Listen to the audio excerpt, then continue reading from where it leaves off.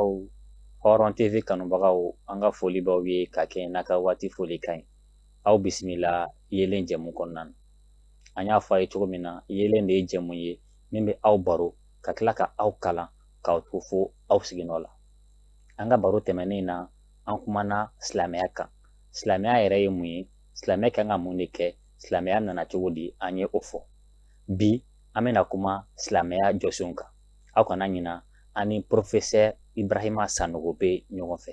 professeur i ni wula an b'a ani wula alhamdulillah an bɛ i fo i nana ka na an ka wele jaabi bi an ka baro kun filanan ye tɛmɛnen na an y'a fɔ cogo min na an kumana silamɛya yɛrɛ kan an hakili la adamadenw ye faamuya caman sɔrɔ ɲɛfɔli caman kɛra bi an bɛna kuma silamɛya jɔsenw kan professeur n'an ye e ɲininka ko silamɛya jɔsenw ye fɛn jumɛn de ye alhamdulillahi rabbil alamin wassalatu wassalamu ala ashrafil mursalin muhammadin sallallahu alaihi wasallam wa ba'd assalamu alaikum ya jama'atal muslimin wal muslimat alaikum salam aywa ala fulen kɔfɛ ka ala barkada ka ɲina ka kisi kɛ kira belebele ka n'o ye muhammadu sallallahu alaihi wasallam ka lamɛnba bɛɛ lajɛlen fo ani filɛbaw mali kɔnɔ ani mali kɔ kan an balimakɛ n'o ye kunta ye ɲininkali min kɛ ko ni ye ne ɲininka ko silamɛya jɔsen ko joli do ko ne bɛ mun fɔ alhamdulillah fɛn minnu ye silamɛya jɔsen ye i n'a fɔ n y'a f'i ye cogo min na silamɛya ye sariyaw de k'a fɔ ko mɔgɔ dɔ b'i ka hakililan don a la o tɛ k'a fɔ ne yɛrɛ fɛ a bɛ tan o tɛ silamɛya ye min fɔla texte kɔnɔ wala dɔw ye min fɔ k'a bila baara bɛ kɛ n'o de ye o la n'i y'an ka silamɛya sariyaw ta k'a filɛ ani an ka silamɛya gafebaw ani hadisaw i y'a faamu donc u ye silamɛya jɔsen jate k'a bɛn 5 ma silamɛya livuruba bɛ yen a gafebaw gafeba bɛ yen i y'a faamu taabolo mabɔ taabolo la i bɛ taa sɔrɔ silamɛya taabolo ani sectiw di bolofaraw u ye ɲɔgɔn sɔsɔ fɛn caman na nka silamɛya jɔsenw sɔsɔli ma k'o la a bɛɛ bɛnna o ma i y'a faamu donc o silamɛya jɔsen min ni u bɛɛ bɛnna ma donc a bɛ taa jɔsen 5 de la o la kira yɛrɛ ka hadisa b'a jira an na sallallahu alaihi wasallam a ko buniyal islam ala khamsin ko silamɛya jɔsen ye jɔsen 5 o kɔrɔ ye di ko parti belebeleba 5 do o kɔrɔ tɛ k'a dan ye o fɛn 5 ye dɛ fɛn wɛrɛw b'a la mais nin de ye a kumabaw de ye o fɛn 5 belebeleba 5 donc a y'a daminɛ kelimatu shahada la k'a fɔ ashhadu an la ilaha illallah k'a fɔ ma foyi tɛ fo n'a kɛla ala ye wa ashhadu anna muhammadan abduhu wa rasuluhu ani k'a fɔ ne seedera k'a fɔ muhammadu ye ala ka jɔn ye a ka ciden do o ye a fɔlɔ ye i y'a faamu donc a filanan iqamu salat seli jɔli o tugula kelimatu shahada la n'a fɔla seli jɔli seli suguyaw ka ca nafilaw bɛ yen seli qualité wɛrɛw bɛ yen a kan bɛ farida seli de ma seli jɔsen 5 min n'an b'a kɛ tile kɔnɔ farida 5 o de a kan b'o de ma donc a sabanan a ye jaga fara kan wa itahu zakat jaga dili n'a fɔla jaga fana jaga qualité ka ca sarakati qualité ka ca c'est jaga ye sarakati de nka ale ye sarakati min ye ale ye wajibi de a bɛ imposer de mɔgɔw kan u b'a kɛ jagoya ni fɛn ko nafolo kɔni ye san yɛlɛma i bolo i y'a faamu walima nafolomafɛnw donc olu jaga bɛ bɔ san kɔnɔ siɲɛ 1 i y'a faamu donc a 4nan o kɛra jumɛn ye wa sɔmu ramadan sun doni wa n'a fɔra sun fana sun qualité ka ca dafalen sun bɛ yen nafila sun bɛ yen a caman bɛ yen a kan bɛ sun min ma o ye sunkalo kalo sun de sunkalo kalo k'a daminɛ sunkalo tile fɔlɔ ka taa se a laban na o sunni o de ye silamɛya jɔsen 4nan ye a 5nan ni a laban o ye hiji de n'a fɔra hiji fana umaraw bɛ yen hiji qualité ka ca a kan bɛ farida hiji de ma ka taa hiji kɛ siɲɛ 1 i si kɔnɔ fana siɲɛ 2 tɛ 3 tɛ 1 i si kɔnɔ donc min bɛ taa kɛ maka n'a se kɛla maa min ye fana donc o ye silamɛya jɔsen 5 o ye ninnu de ye sariyaw ye min fɔ ala ka ni sababa bɛn professeur an hakili la lamɛnbagaw ye nin faamuya silamɛya jɔsenw ye min ye donc 5 do ayiwa nin 5 min choisilen filɛ nin ye a dadalen ɲɔgɔn kan cogo min na nin ayiwa kun dɔ de bɛ a dadalen ɲɔgɔn kan tan cogo la wa alhamdulillah rabbil alamin bon a kun fɔlɔ ye jumɛn ye kira y'a jate cogo min sallallahu alaihi wasallam parce que silamɛya tiɲɛ don i y'a faamu kira ta tɛ silamɛya ye ale m'a dilan a ta tɛ ala de ta don donc mais ale de bɛ a ɲɛdɔn ka tɛmɛ an tɔw kan parce que a fɔra ale de ye a ka an tɔw kala la ale de ye an tɔw ka karamɔgɔ ye donc n'a ye fɛnw dada cogo minnu na i b'a sɔrɔ kun de b'a la tuma caman donc o de la ni kira y'a bila cogo min mɔgɔw bɛ a to o cogoya la sallallahu alaihi wasallam donc kira k'a disa nana n'a ye nin cogoya la k'a yira silamɛya jɔla jɔsen 5 kan a y'a jate ka fɔ ma foyi tɛ fo ala muhamadu ye ala ka ciden ye seli jaga sun hiji i y'a faamu o y'a kun dɔ ye i y'a faamu bon kun wɛrɛw fana n'i ye hali o nacogo fana filɛ i bɛ kun wɛrɛ sɔrɔ a la o dɔ ye jumɛn ye u yɛrɛ daminɛ cogo diinɛ kɔnɔ parce que a bɛɛ mana don kelen a bɛɛ ma sin ka na ɲɔgɔn fɛ u ka kɔrɔ ni ɲɔgɔn ye i y'a faamu wa donc o kɔrɔya nacogo fana i b'o ye u dada cogo la ɲɔgɔn kan fana c'est ni min y'a daminɛ n'o ye kalimatu shahada ye kabini silamɛya daminɛ fɔlɔ donc o kɔni o kɛra fɔlɔ ye wajibi ye maa si tɛ se ka kɛ silamɛ ye kabini a daminɛ don f'i ka seereya k'a fɔ ma foyi tɛ fo ala muhamadu ala ka ciden f'i ka sɔn nin fila ma parce que mɔgɔ dɔw tun bɛ yen yanni ka kɔn kira ɲɛ sallallahu alaihi wasallam u dannen b'a la ko ma foyi tɛ fo ala mais o ma da kira la donc olu ka ma kɛ silamɛ ye donc mɔgɔ dɔw fana tun bɛ yen i y'a faamu olu dannen don kira la k'olu bɛ kira fɛ u ye kira kanu ka fɛn bɛɛ kɛ kira ye mais u ma da la ko ala ka ciden don u ma da ala fana na ko kelen don olu si ma se ka kɛ silamɛ ye donc ni mɔgɔ qualité tun bɛ yen donc mɔgɔ min sera ka da la ko ala ye kelen ye muhamadu ye ala ka ciden ye o ye silamɛ ye wajibi tɛ fana an ye min fɔ k'i ka taa dɔ de fɛ ka taa fɔ ko n bɛ taa don ka taa fɔ ashhadu an la ilaha illallah wa ashhadu anna muhammadan rasulullah f'i ka taa fɔ dɔ de ye non i y'a faamu dɔrɔn i dala la a banna i y'a kɛ a banna a b'i dusukun na n'a fɔra ko shahada o kɔrɔ ye témoignage ou bien certification ka certifier ka a sabati k'a fɔ ma foyi tɛ fo ala muhamadu ye ala ka ciden ka da la o de ye seriyali ye n'i dal'o la ka ban i kɛra silamɛ ye ale de ye silamɛya fɛn fɔlɔ ye mais dɔw bɛ yɔrɔ dɔ fɔ a la ko kira ko sallallahu alaihi wasallam ko umirtu an uqatila nas hatta yashhadu an la ilaha illallah ko kira ko ale yamaruyala k'a ka mɔgɔw faga ko f'u ka seereya k'a fɔ ma foyi tɛ fo ala ko silamɛya daminɛ n'o ye tiɲɛ t'o ye kira ye silamɛya kɛ maka san joli san'a ka hijira kɛ san 10 o tɛ fo ka taa se san 13 a y'o bɛɛ kɛ maka a ye maa kelen faga wa k'a ma kalimatu shahada fɔ wa a disa mɔgɔw tɛ arabukan kɔrɔ kira ninnu ka kumaw kɔrɔ n'i y'a kɔrɔ fɔ terre à terre la ka tradition kɛ terre à terre i b'a jɛ f'i ka tradition kɛ ni diinɛ faamuya de ye k'a fɔ dɔrɔn non qatala arabukan na a kɔrɔ de ye ko fagali qatala yuqatilu combattre i y'a faamu wa donc n'a fɔra ko combattre je vais mener un combat o kɔrɔ tɛ je vais tuer obligatoirement. Il y a plusieurs manières de combattre. Combat qualité ka ca o. I bɛ se ka hali an filɛ ka min kɛ nin ye combat dɔ de ye o tɛ wa hakilina combat bɛ yen i y'a faamu explication bɛ yen théâtre bɛ yen film bɛ yen fɛn caman bɛ yen i bɛ se ka mɔgɔw kɛlɛ ni sira minnu ye kɛlɛ kɔrɔ tɛ dɔrɔn fagali kira ye san 13 in kɛ a ma mɔgɔ faga o a b'a la ka mun kɛ il a mené des combats k'a ta la donc a y'o min kɛ dɔw b'a yira ko kira ko silamɛya daminɛ a fɔra ko kira ka mɔgɔw faga f'u ka seereya ko ma foyi tɛ fɔ ala o ma fɔ fagali tɛ a fɔra ka mɔgɔw la faamuya o de la i bɛ taa ye kuranɛ kɔnɔ ala b'a fɔ masa min ka se kɔrɔ tan don udu ila sabili rabbika bil hikmati donc mɔgɔw wele ka na i tigi ala ka sira kan ni kodɔn ye ni faamuya ye wal maw'izatil hasana ani wajurukan ɲumanw ye wajurukan dilanni wa jadilhum billati hiya ahsan minnu ma i ka sira faamu débat kɛ n'u ye minnu m'i ka sira faamu preuve concrète yira u la minnu m'i ka sira faamu n'u nana ni siraw sira ye i cɛsiri i ka tiɲɛ yira u la n'a ye combat in kɔrɔ de y'o ye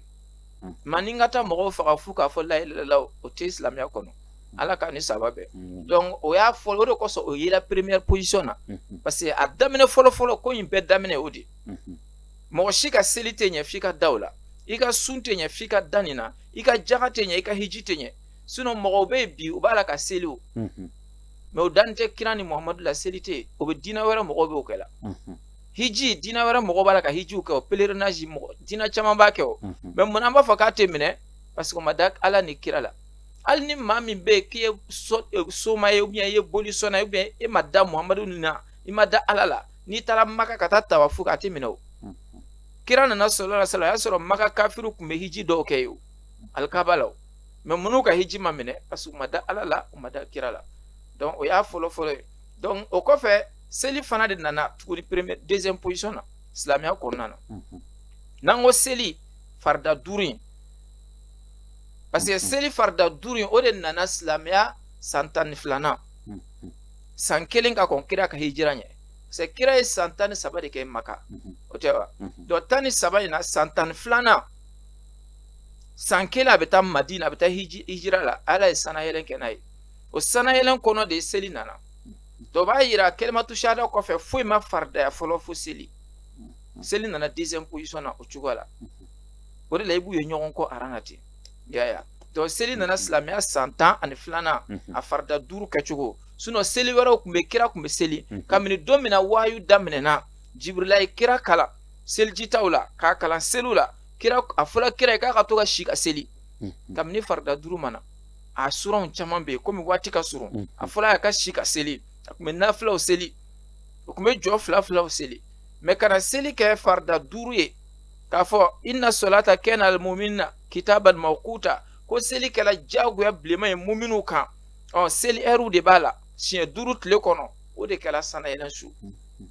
o kɛla silamɛya san 12nan na donc o y'ale kɛ deuxième position ye troisième position na jaga fana nana tuguni y'a ye donc jaga o nana hijira san 2nan na hijira o san 2nan kira ta ni Maka Madina donc o san 2nan jaga nana i y'a faamu o jaga na troisième position na o san 2nan kelen tuguni sun fana nana tuguni o fana nana quatrième position na i m'u tugu u siw fana bɛ a la quoi ɲɔgɔn ye quoi i y'a faamu a bɛɛ mana ɲɔgɔn fɛ parce que silamɛya bɛna dɔɔni de mɔgɔw fanga ka se dɔ kɔrɔ dɔ bɛ na n'u fanga sera dɔ kɔrɔ dɔ bɛ na donc o kɔfɛ ka taa se fɛnkɛ la hiji i ma ale kɛla laban ye ale nana dernière position na parce que ale nana fo hijira san 9nan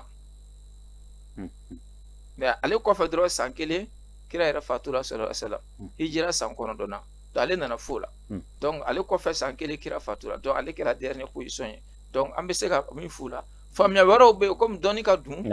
min sera ka fɔ bi o ye nin ye d'accord professeur nin faamuya na donc u ka kɔrɔ ni ɲɔgɔn ye u mana ɲɔgɔn fɛ donc u dalen ɲɔgɔn kan ten cogo la ayiwa sisan an bɛna don u kelen kelenna kɔnɔ ka se k'a walawala halisa a kɛcogo walasa mɔgɔw bɛ se ka faamuya sɔrɔ halisa an b'a daminɛ fɔlɔ jɔsen fɔlɔ la n'o ye kalimatu shahada ye ayiwa ale ye fɛn de min bɛ to ka fɔ da de la wa ou bien a ko bɛ cogo di alhamdulillah voilà kalimatu shahada mɔgɔw b'a ye dɔrɔn ko da do quoi date o n'a y'a kɛ da ye bobow sen bɛ bɔ a la o i y'a faamu mɔgɔw bɛ Ala ma nɛn yɛrɛ t'u da kɔnɔ mɔgɔw bɛ bobow tɛ kuma o n'i ko fɔ mɔgɔw de ka to k'a fɔ bɛɛ k'a mɛn ashhadu an la ilaha illallah wa ashhadu anna muhammadan rasulullah ko sinon k'a ma kɛ silamɛ ye ayi o tɛ o i y'a faamu i y'a mɛn dɔrɔn i sɔnna a ma ka sɔn a ma o de fɔra ne sɔnna ka ban o dɔrɔn a fɔ ko mɔgɔw ye dɔrɔn n'i y'a ye i b'a fɔ mɔgɔw ɲɛfɛ a ka dɔ fara aw ka ɲɔgɔn kanu kan a ka dɔ fara aw ka ɲɔgɔn bɛn kan a ka ɲɔgɔn minɛ kan o dɔrɔn don sinon bow bɛ taa misiri la mɔgɔ delila k'a ma da fɔlɔ wa ko ashhadu an la ilaha illallah wa mais an y'a dɔn k'a sɔnna o tɛ a dɔnni ko a sɔnna dɔrɔn a banna i y'a faamu sɔn in fana donc o ye i n'adamadenw cɛ ye dusukun in de nafa ka bon kosɛbɛ k'a bila i dusukun na k'a dan i dusukun na k'a fɔ ma foyi tɛ fɔ Ala Mamadu ye Ala ka ciden ye c'est mɔgɔ baden bɛ yen u b'a fɔ da la misiri welelaw bɛ yen seli heure bɛɛ u bɛ wuli u b'a fɔ ashhadu an la ilaha illallah ashhadu anna muhammadan rasulullah mais o yɛrɛ dusukun na a tɛ yen n'o don a tɛna nafa ɲɛ f'a kana dusukun na de k'a sabati dusukun na o de la a bɛ fɔ tuma caman ko man kana akhiru kalamihi la ilaha illallah dakhala aljanna ko ni maa min ka kuma laban kɛla la ilaha illallah ye ma foyi tɛ fɔ Ala k'a bɛ don alijinɛ na mɔgɔw fɛ ko dabara fɔli dama don i y'a faamu mɔgɔw bɛ yen u satɔ yɛrɛ tɛ se ka kuma mais u y'a fɔ o kɔrɔ ye ni mɔgɔ min dusukun i sala i dusukun na k'a to i dusukun na la ilaha illallah muhammadu rasulullah i sala k'o to i dusukun na i ni bɔra k'o to i dusukun na a laɲini o de mais kuma de fɔla ni comme an bɛ arabukan kira dun ka kumaw kuma kɔrɔmanw do quoi kiraw ni ala ka kumaw ni y'a ta arabukan ma langue ma i b'a jɛ f'i ka ko contexte faamuya de filɛ ala ka maa barikamanw bɛ yen mɔgɔ bɛ yen maa barikamanw do i y'a faamu u bɛ sa tasuma kɔnɔ a dɔw bɛ sa ji la u tɛ kuma yɔrɔ sɔrɔ u bɛ sa bɔnmɔ bɛ dɔw faga hali u tɛ bɔ a kalama u tɛ kuma yɔrɔ sɔrɔ i y'a faamu donc an b'a fɔ n k'olu ma fɔ i y'a faamu n'o ye mɔgɔ min minɛ ala ka mɔgɔ min minɛ k'a da siri k'a bila k'a da siri f'a nana sa aw tigi bɛna fɔ cogo di i y'a ye donc maintenant laɲini tɛ fɔli dama laɲini ye dusukun de ye mais ni min y'a fɔ dabara la o ka ɲi o mais laɲini dɔ bɛ se k'a fɔ da yɛrɛ dɔ yɛrɛ satɔ bɛ se k'a fɔ a t'a dusukun na a tɛ foyi ɲɛ mɔgɔ bɛ yen tellement que a da degeni b'a la la ilaha illallah muhamadu rasulullah la ilaha illallah muhamadu rasulullah a dɔ satɔ bɛ se k'a fɔ mais a tɛ foyi ɲɛ ye dabara la parce que o b'a sɔrɔ a tɛ dusukun na donc fo dusukun in de ka filɛ parce que kira fɔ sallallahu alaihi wasallam inna allaha la yanzuru ila suwarikum wa amwalikum ko ala tɛ aw ka image filɛ aw jaw filɛ ani aw ka nafolo walakin yanzuru ila qulubikum a b'aw dusukun de filɛ wa amalikum n'aw ka baara i bɛna baara o baara kɛ f'a ka sɔrɔ a bɛ dusukun na fɔlɔ n'a tɛ dusukun na baara ma ɲɛ dɔ fana bɛ se k'a fɔ ashhadu an la ilaha illallah wa ashhadu anna muhammadan rasulullah mais a ŋaniya tɛ k'a fɔ ko ma foyi tɛ fɔ ala o t'a ŋaniya la o de la an b'a ye bi diɲɛ laban in na dɔnkilidala caman b'a fɔ u ka dɔnkiliw kɔnɔ mɔgɔ sugu bɛɛ b'a fɔ bɛɛ y'a ta k'a k'i ka nafa sɔrɔ sira ye dɔw b'a fɔ ni ye zikiri danna n bɛ wari sɔrɔ dɔw b'a fɔ ni ye dɔnkili danna n bɛ wari sɔrɔ bɛɛ ye la ilaha illallah ta bi k'a kɛ mɔgɔw dala gɛsɛ ye bi mais est ce que o dama bɛ nafa ɲɛ a tɛ nafa ɲɛ f'a ka kɛ dusukun na dusukun o ye ŋaniya innamal a'malu binniyat fo intention ka kɛ ten ni ŋaniya tɛ yen dɔrɔn baara tɛ yen d'accord professeur o yɔrɔ faamuya na halisa an bɛ taa ɲɛfɛ donc ni jɔsen fɔlɔ bɔra yen nɔ n'o ye kalimatu shahada ye jɔsen filanan min na n'o ye seli ye ayiwa seli in fana a kuma ka ca kosɛbɛ donc dakuruɲɛ damadɔ la seli farida minnu dira joli don a kan ka kɛ cogo jumɛnw na charte jumɛn bɛ a la alhamdulillah voilà seli farida minnu dira 5 don i y'a faamu fajiri seli seli fana seli lazara fitiri safo i b'a faamu cogo min na i y'a faamu donc nin farida 5 olu de ye wajibi ye donc a kan ka kɛ cogo min a kɛcogo fɔlɔ-fɔlɔ ye jumɛn ye a waatiw ka se tant que n'a fajiri waati ma se ni fajiri sera a tɛ minɛ a bɛɛ waati de b'a bɛɛ la bon fo mɔgɔw k'o waati de kalan k'a dɔn ka se k'u yɛrɛ situer dans le temps ka temps dɔn fɔlɔ diɲɛ yɛrɛ ko bɛɛ ye temps ye n'i ma temps dɔn dɔrɔn baara ma ɲɛ silamɛw kan ka fɛn fɔlɔ min kɛ ka seli waati dɔn i y'a faamu donc ni a waati dɔnna sisan o tɛmɛnen kɔfɛ donc a kɛcogo seli kan ka kɛ cogo di silamɛw kan ka a kɛ cogo di kalan seli kɛcogo ni k'i b'a fɔ a tɛ se ka fɔ miniti dama dama don anw bɛ mɔgɔw lasu de u ka taa kalan ni min sera an fɛ an b'i kalan na n'an ko a kɛcogo fɔlɔ-fɔlɔ ye jumɛn a tɛ ɲɛ saniya kɔ saniya kan ka kɛ cogo di f'i k'i yɛrɛ saniya i k'a dɔn silamɛya ye saniya qualité jumɛn de fɔ i k'o saniya kɛ janaba ko ani seliji taw olu ye wajibi a la mɔgɔ o mɔgɔ n'i ma janaba ko i ma seliji ta n'i selila i ye kafiri ye donc fo k'olu ta o ye saniya ye donc saniya fana ye qualité dama damani ye farikolo saniyali bɛ finiw ani seliyɔrɔw olu saniya bɛ f'i k'o fana dɔn fini min b'i kan na olu saniya bɛ seliyɔrɔ o bɛ saniya tapi bɛ saniya o kɔfɛ e yɛrɛ farikolo o fana kan ka saniya i y'a faamu donc nin ye saniya sugu fila ye ni an bɔr'o la tuguni an ye waati fɔ an ye saniya fɔ o tɛ wa n'an bɔr'o la donc seli tɛ se ka ɲɛ fana f'i k'i ɲɛsin kɔrɔn ma n'an ko kɔrɔn o ye maka de silamɛya ye maka de kɛ direction ye kɔrɔn ye bɛɛ b'i ɲɛsin yen de ma hali ni dɔw nana fɔ ko an bɛ arabu labato la ko an b'a la ka fɛn bɛɛ ta k'a di arabu ma silamɛya ye sariyaw de ye dɔrɔn i bɛ don a la ou bien i ka bɔ a la a dilanna cogo min na i b'a ta ten de dɔw bɛna fɔ mun na a bɛ seli k'a ɲɛsin maka ma a b'a la ka valeur don maka la n'aw yɛrɛ ka jamana ye o kumaw de b'a la ka fɔ sisan sariya de ye sariya ye i b'a ta de apprendre ou à laisser donc a bɛ ɲɛsin maka ma o ye kɔrɔn ye i y'a faamu donc o tɛmɛnen kɔfɛ donc fari fana ka sutura fari ka datugu ka ɲɛ seli tɛ ɲɛ a saritiw tɛ ɲɛ o kɔ f'i ka fari datugu cɛ fara muso kan cɛ lebu bara kɔrɔ ka se kunbiri kɔrɔ bɛɛ ka datugu muso lebu fari fan bɛɛ bɛ datugu fo n'a bɔra ɲɛda ani tɛgɛ fura o fila la i y'a faamu donc o ye fari suturali donc an ye saniya fɔ i k'i ɲɛsi kɔrɔ ma i ka fari sutura i y'a faamu i k'i hakili to waati la i y'a faamu wa donc nin de ye seli fɛngɛw ye wa n'i bɛna seli fana i ka ŋaniya ta ŋaniya fana a ka k'a la wa seli in fana tuguni kɛcogo wɛrɛ min b'a la min ka gɛlɛn i k'i hakili to kira a kɛ cogo di seli mana kunfɛ dɛ kira yɛrɛ sallallahu alaihi wasallam wuli ka seli a kunfɛ Jibrila de nana alayhi salam a nana kira kalan seli la a ko Muhamadu ma wuli ka jɔn kɔfɛ kira jɔra Jibrila jɔra ɲɛfɛ a ko solli kama ra'aytani usolli seli i n'a fɔ i ye ne ye n bɛ seli cogo min o de la seli tɛ kalan papiye dama la o seli ye pratique de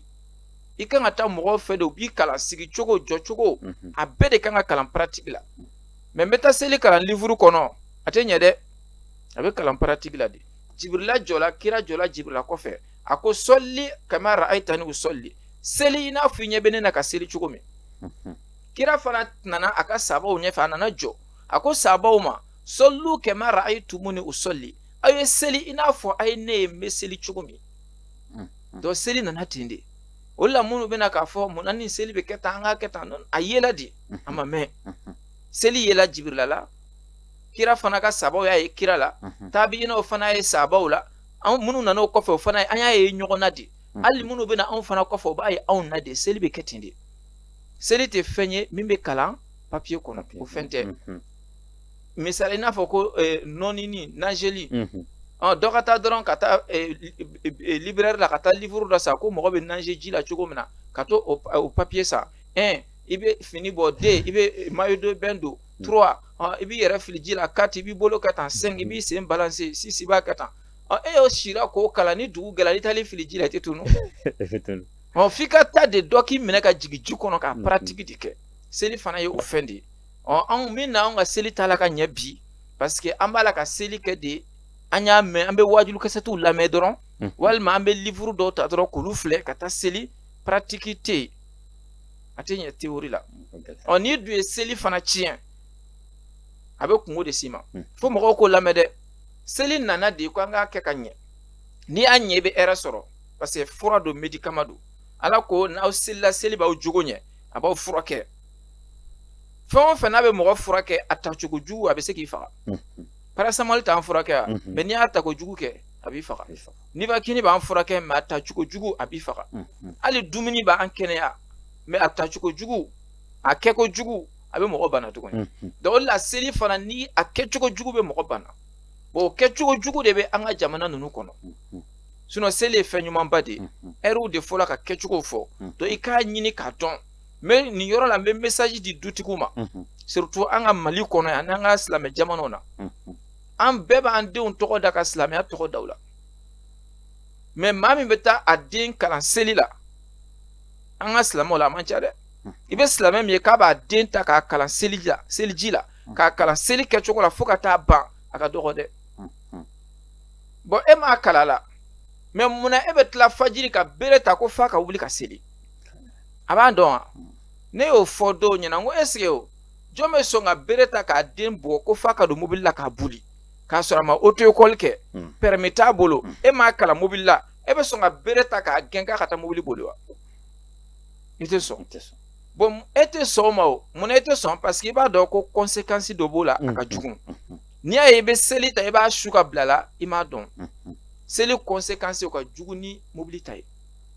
parce que n'i ye seli jugu kɛ n'i tilala seli b'a fɔ dɔ y'a ka law kɛ ma dɔ y'a ta na k'a b'i danga di ala ka e yɛbɛbɛ i n'a fɔ i ye ne yɛbɛbɛ cogo min na bato don donc o la seli an bɛ se ka min fɔ seli kan komi waati ka surun o ye nin ye mɔgɔw k'u hakili to saniya na k'a kalan k'a dɔn ka seli waati kalan k'a dɔn seli kɛcogo kira y'a kɛ cogo min k'o ɲini k'o dɔn mais an ka diɲɛ laban in na bi n'i k'i b'o ɲini fana ni m'i yɛrɛ kɔlɔsi mɔgɔ dubamaw b'i dun dɛ bɛɛ de b'a la ka nkalon tigɛ anw ta de ye kira ta kɛcogo ye anw ta de ye kira ta kɛcogo ye ira kolosi de professeur me fegi ɲininka yana nga tɛmɛ yɔrɔni kan seli kan parce que i ka sartu la san i ma tɛgɛ ko kuma fɔ a la an dun b'a ye mɔgɔw bɛ ɲɔgɔn sama sama bibi na kosɛbɛ tɛgɛ ko nɔfɛ o ma a b'a yira tɛgɛ ko jɔyɔrɔ tɛ minnu tɛgɛ tigɛlen don olu bɛna kɛ di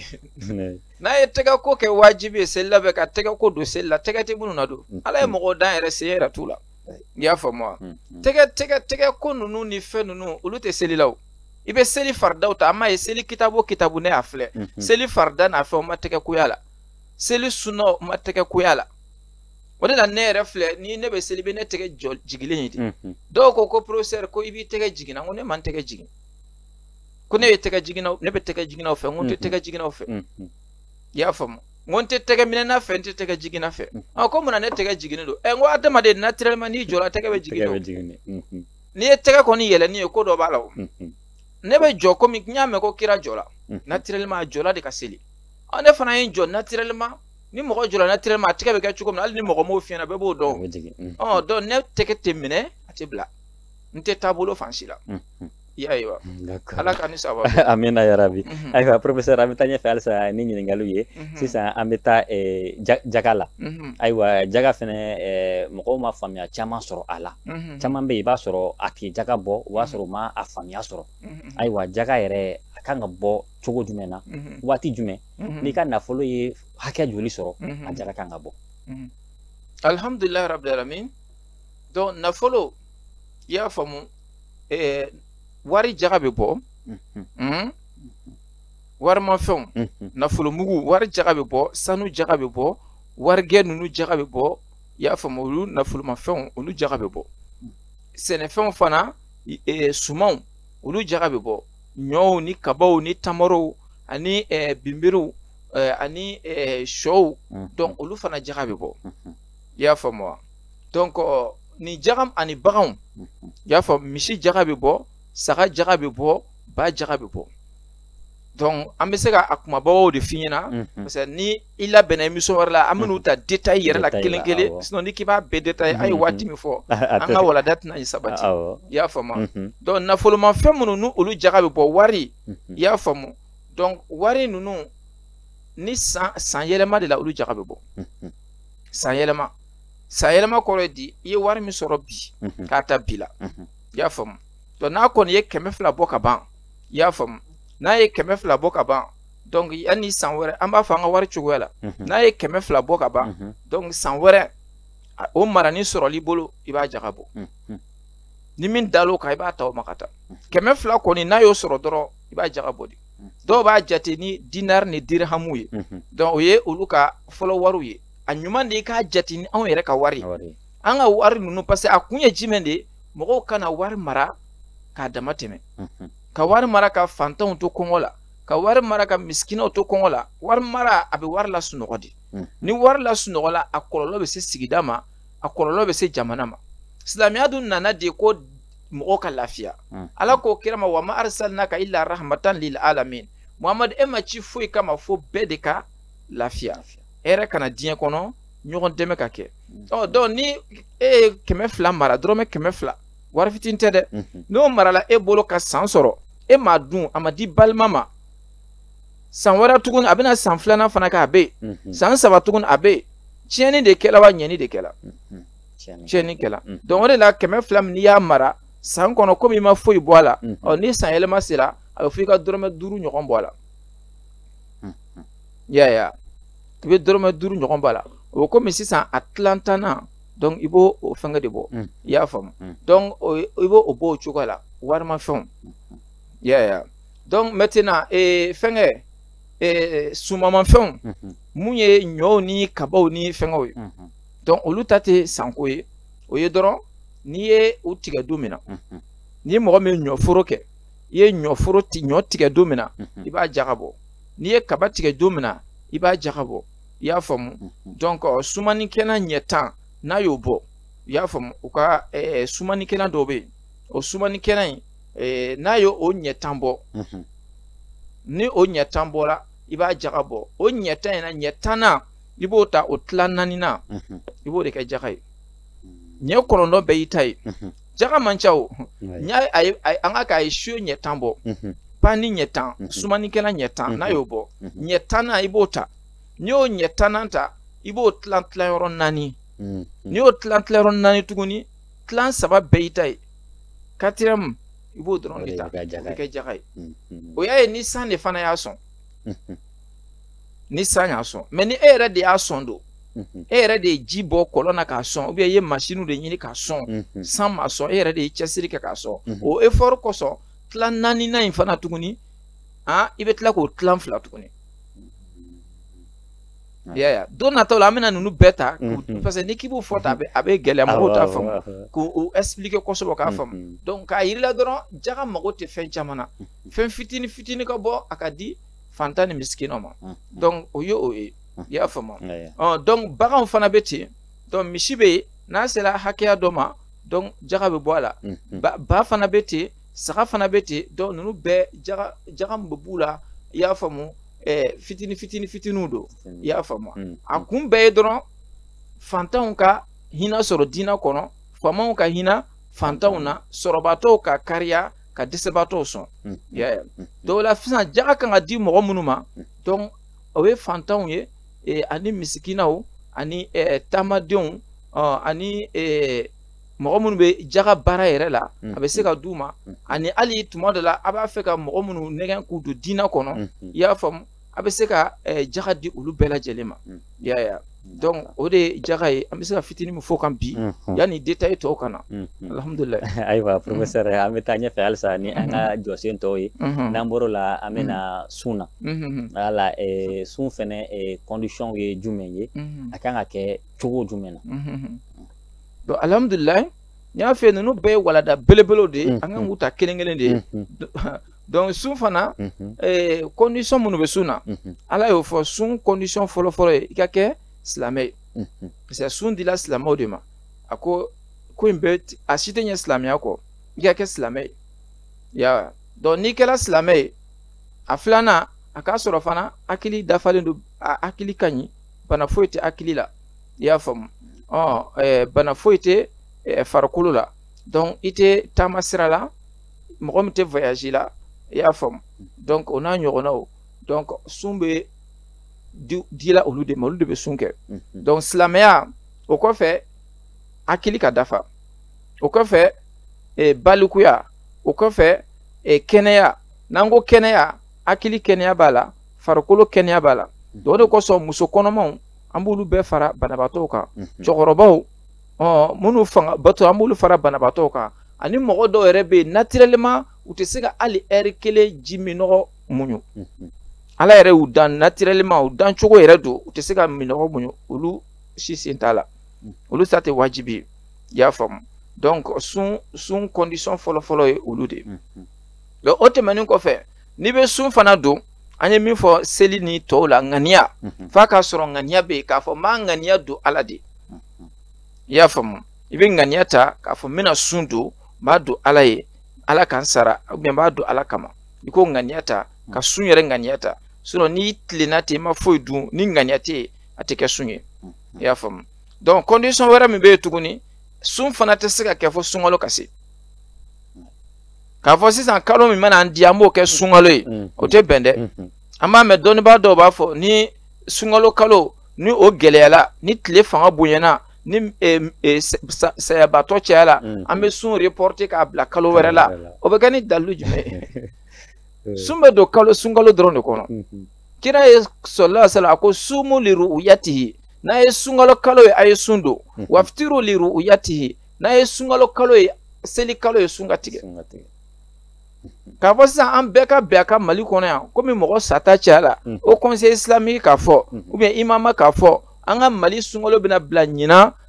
septembre la walima a bɛna bila seliba kalo la walima a bɛna bila nin kalo la o tɛ sunkalo ye bilen dɛ o ye sunjuru sara de yaya mɔgɔ tɛ tugu ka sun bila waati dɔ la k'a sɔrɔ bana t'i la foyi t'i la bana ye minnu minɛ olu de sen bɛ bɔ a la ni sunkalo sera an b'a la ka sun don bana ye min sɛgɛn e b'a bila n'e tora préparer la fo i sala i yɛrɛ faga kɛ o tɛ bɛn o ou bien ni minnu dɛsɛra olu de b'a bila hali n'a kɛra mɔgɔ kelen de ye n'o fanga bɛ se n'aw ye sunkalo bila kalo wɛrɛ la o lahara o tigi bɛna minɛ k'a banna ka sun don parce que a fanga tun bɛ se a ma don ayiwa o tɛ se ka kɛ o al n'a kɛla mɔgɔ kelen pe de Mali bɛɛ n'o tigi fanga bɛ se o tigi b'a ka sundu minnu tɛ se ni bana ye min dɛsɛ u b'a bila u b'a sara kɔfɛ voilà aussi ala ma ko in gɛlɛya o ko in nɔgɔya ala fɛ ne m'a dɔn mɔgɔw bɛ taa jɔyɔrɔ cogo min na fo ka taa fɔ ko n'an ma sunkalo reporter ni karamɔgɔw m'a filɛ ni faamaw m'a filɛ ɲinan ta bɛ taa est-ce que a sera o bɛɛ ma sisan ne yɛrɛ min filɛ nin ne ye sun don don o don na a ye n dɛsɛ k'a bɛ ɲɛnamin dɔrɔn ne b'a fɔ madame Manani ji ye n ka sun tigɛ maloya ko dɔ wa ala min y'an da a b'an dɔn ala b'a dɔn i bɛ se don dɔ la i tɛ se don dɔ a ko ni don min na i tɛ se k'i k'a bila ni fanga tɛ se k'i k'a bila ni y'i tugu fana k'a bila o b'i n'ala de cɛ o ya o la ala y'a fɔ a ko faman kana minkum maridan aw ala safarin fa iddatu min ayamin ukhar ko ni maa min man kɛnɛ ya bana bɛ fɛn caman yira i dɛsɛla i fanga bana i man kɛnɛ a bɛɛ ye bana de k'i ka waati wɛrɛ kɔnɔ muso kɔnɔma i fanga tɛ se ou bien i bɛ sin di den ma i fanga tɛ se waati wɛrɛ kɔnɔ ou bien ni maa min bɛ taama na voyage la waati wɛrɛ kɔnɔ i b'a sara cɛkɔrɔba n'i tɛ se a bila ou bien ni cɛkɔrɔba i ma kɛnɛya fiyewu o y'a bannen o ala tɛ n'i minɛ ko mun i m'a kɛ o parce que i ma kɛnɛya o cɛkɔrɔba min bɛ yen ko a tɛna se ka sigi denmisɛnnin na bilen a sera a ka jɔyɔrɔ wa n'i ma se k'a don diɲɛ na yan pewu i ka bana yɛrɛ ma kɛnɛya pewu kɔrɔya ma ban pewu lahara ala tɛna taa tɔ ɲɛnabɔ ye wa ok professeur an bɛ taa jɔsen laban na ni o ye hiji ye ayiwa hiji fɛnɛ ale saritiw jumɛn de bɛ hiji la alhamdulilayi ala k'a ni saba bɛn wala hiji fana na tuguni min ka gɛlɛn hiji la a fɔlɔ-fɔlɔ ye a se ka k'i ye i y'a faamu a bɛɛ silamɛw de bɛ taa dɛ silamɛw de bɛ taa hiji la silamɛya ka sɔrɔ ye fɔlɔ n'o bɔra ye hiji fana a se ka k'i ye n'an ko a se a bɛna komi sunkalo ta tuguni a ka taa sɔrɔ fana i ka kɛnɛ hakili ka ɲi farikolo fanga b'i la taama fanga b'i la a fɛngɛw bɛɛ fanga b'i la baara min bɛ kɛ hiji la a fanga farikolo bɛ se quoi physiquement tu es bien fo ka sɔrɔ ye i y'a faamu donc hakili fana ka ɲɛ mais ale ta k'a fɔ ko denmisɛnninw bɛ se k'ale kɛ i y'a faamu dɔnnibagaw y'a sabati k'a fɔ denmisɛnnin ni makɔrɔba ko o t'ale la olu bɛɛ bɛ se k'o kɛ i y'a faamu wa donc mais min ye wajibi ye a k'a sɔrɔ a bɛ wajibiya tuma jumɛn a k'a sɔrɔ a se de bɛ yen farikolo la se filanan ye jumɛn ye financièrement donc nafolo min n'i bɛna taa n'a ye ani n'i taara i bɛna balo cogo min i ka musakaw olu se ka k'i ye ani i bɛna musaka min to i kɔ i kɔ so o fana ka k'i bolo bon o kɔfɛ tuguni wari min fana n'i bɛ taa n'a ye a ka kɛ wari ɲuman ye sa a bɛna taa don bato de la wari o wari n'i bɛna don bato la n'a ma kɛ wari sanuman ye a tɛ ɲɛ dɛ komi hiji ko fɔ hiji ne bɛ profiter k'a ci fɔ maliyɛnw ye san bɛɛ b'a f'u ye n ko ni kira tun bɛ yen sallallahu alaihi wa sallam a tun bɛna fɔ ko mali hijidenw ma a tun bɛ ci bila an ka haut conseil président ou bien imama président ma ou bien mali président ma ko a kɛ ala kama a fɔ i ka mali hijikɛlaw ye k'u ka ɲinanta to yen ten bien sûr kira tun b'a fɔ parce que n'i ye mali yɛrɛ minɛ maa hakɛ min bɛ taa anw fɛ hiji la maa 10,000 ni kɔ o bɛ taa hiji la ka u balima minnu to kɔngɔ la ka sinji minnu to kɔngɔ la ka sɛgɛn min to jamana na ka furako ni dɛsɛ min to jamana fanga ka bɔtoro a dun fɔla ko silamɛ de bɛ taa hiji la ne ma da la silamɛ bɛ se ka a balima dalen ye fura sɔngɔ t'a bolo k'a b'o wari ta ka taa hiji la o bɛ kɛ cogo di silamɛ bɛ se cogo di ka a balima ye surafana t'a bolo dumuni t'a bolo k'a bɛ wari ta ka bɔ o kɔrɔ ka taa hiji la silamɛ b'o kɛ cogo di silamɛ bɛ se cogo di ka a balima ye kɔngɔ yan ta dan kɔngɔ dan ye mali ye o sɛgɛn dan ye mali ye furatanya dan ye mali ye ka tila ka taa ye mɔgɔ 10,000 ni kɔ de bɛ bɔ o jamana kɔnɔ san o san ka taa hiji la a ka bon ne hakili ma ni kira tun bɛ yen kira yɛrɛ tun mana mali kunnafoni mɛn arajow la k'a mɛn kɔngɔ ni kɔngɔ baden bɛ mali kɔnɔ k'a ye nin silamɛ baden bɛ bɔ yan ka taa hiji la a tun b'a f'u ye mali hijidenw aw ka sigi wari min b'a bolo a ye taa di a balimaw ma o fɔ kun ye jumɛn ye an bɛ kira de ka ci fɔ maliyɛnw ye minnu bɛ girin-girinna hiji nɔfɛ yan'aw ka girin-girin hiji nɔfɛ an y'a f'i ye ko n'a fanga b'i la a se b'i ye o de tuma de a bɛ k'i ma wajibi ye k'a fɔ dɔrɔn ne filɛ sisan ko ne k'a fɔ ko hiji wajibiyalen bɛ ne kan a ma wajibiya ne kan dɛ don min na n'a wari bɛɛ dafalen bɛ n bolo et puis n kan ka n balimaw ka hakɛ minnu kɛ n y'o bɛɛ kɛ o kɔfɛ la a bɛ wajibiya ne kan mais dɔw bɛ pressé n bɛ taa n ka wajibi bɔ n kan na n bɛ taa n ka farida hiji farida n bɛ taa bɔ n kan na a t'i kan yɛrɛ la a tɛ yen f'u k'o de faamu wa min yɛrɛ ka di Ala ye i y'a faamu a ka fantanw labalo n'i ye kuranɛ ta a bɛ fɔ yɔrɔ caman de kuranɛ kɔnɔ i y'a faamu ko a ye miskinaw labalo a ye fantanw labalo a ye wari diya to aw la k'a di a balimaw ma o de bɛ fɔ ka caya kuranɛ kɔnɔ mais an tɛ girin-girin o kɔ an bɛ girin-girin hiji de kɔ o min ma fɔ ka gɛlɛya ka se o ma silamɛya jɔsen don mais a bɛna fɔ dernière position na wa a bɛna fana tuma min o b'a sɔrɔ a se yɛrɛ yɛrɛ de b'i ye mais anw ka hijidenw a se t'u ye a bɛ karabala de o karabali bɛ kɛ sababu ye i bɛ silamɛya fana sariya caman de tiɲɛ silamɛya ye sariya caman de i b'o de tiɲɛ parce que a tɛ bɛn silamɛ ka kɔngɔ fane ka si k'i sigiɲɔgɔn to kɔngɔ la a tɛ bɛn parce que kira y'o fɔ sallallahu alaihi wasallam a ko ma amana bi man bata shab'an wa jaruhu jai'un bi janbi ko mɔgɔ si ma da ale la mɔgɔ min kɔnɔ falen si la k'a sɔrɔ kɔngɔ b'i sigi ɲɔgɔn na k'e ma da ale la ni dun ma da kira la i bɛ taa mun kɛ Maka i y'a ye wa d'accord professeur waati korona kosɛbɛ o ye sɛmasiyɛ d'a ma ko waati dafara yani an ka bɔ kuma kɔnɔna na sa an bɛ dakuruɲɛ laban d'i ma i ka dugawu laban kɛ minnu tulo bɛ an na ale ni minnu ɲɛ bɛ an na nin waati in na alhamdulilayi an bɛ se ka dakuruɲɛ laban min fɔ o ye ka aw fo tuma bɛɛ aw ka cɛsiri n'aw ka timinadiya la aw ka télé ko Horon TV hali bi Ala ka barika don a la kiliyan nafaman caman bɛ Ala bolo Ala k'a di aw ma donc a b'a la ka diinɛ dɛmɛli min kɛ ani ka silamɛw kunnafoni min kɛ ani ka adamadenya ni danbe ko o dɛmɛ min kɛ Ala ka n'aw fanga se an bɛ tila tuguni an bɛ lamɛnbaaw fo Mali kɔnɔ ani Mali kɔ kan k'a f'u ɲɛna ninnu ye dakuruɲɛ damadamaniw de ye don nataw la n'Ala sɔnna ma an ye nin fɛn minnu fɔ an a ka d'an ye parce que ka kuma fɔ ka tɛmɛ an t'a fɛ ka détail di yɛrɛ yɛrɛ ka se k'u di kosɛbɛ mɔgɔw ka caman faamu an b'o kɛ n'Ala ka jɛ ye kunta an bɛ e yɛrɛ fo kosɛbɛ ani technicien ingénieur an b'ale fana fo ani cɛ ani baraji d'accord professeur an yɛrɛ ka foli b'i ye ka bɔ i ka so ka na diinɛ walawala mɔgɔw ye donc o ye baara min ye mɔgɔ kan ka fo la kosɛbɛ an bɛ i fo o la an minnu fana tun bɛ k'an filɛ Horon TV fiɲɛ siraw fɛ an ka foli de ka di aw yɛrɛ ma an bɛ kumakan laban ka dugawu kɛ an ka jamana ye Ala ka Mali lakana Ala ka bɛn ni kelenya sabati Mali kɔnɔ wassalam